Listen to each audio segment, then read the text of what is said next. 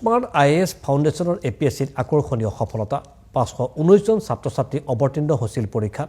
অৱতীৰ্ণৰ 126 জন APSCৰ মেইনছত উত্তীৰ্ণ 70 জন পৰীক্ষাৰ্থীয়ে স্থান লাভ কৰিবলৈ সক্ষম হৈছে সৰ্বোচ্চ নামভৰ্তি নিৰ্বাচন অনুপাতে লাভ কৰা প্ৰথমখন প্ৰতিষ্ঠান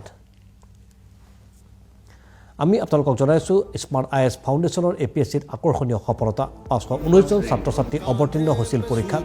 অৱতীৰ্ণৰ 126 জন APSC মেইনছত উত্তীৰ্ণ 70 জন পৰীক্ষাৰ্থীয়ে স্থান লাভ কৰিবলৈ সক্ষম হৈ সৰ্বোচ্চ নামভৰ্তি নিৰ্বাচন অনুপাত লাভ কৰা প্ৰথমখন প্ৰতিষ্ঠান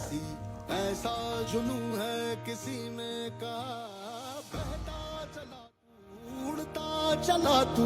जैसे उड़े बेधड़क आंधिया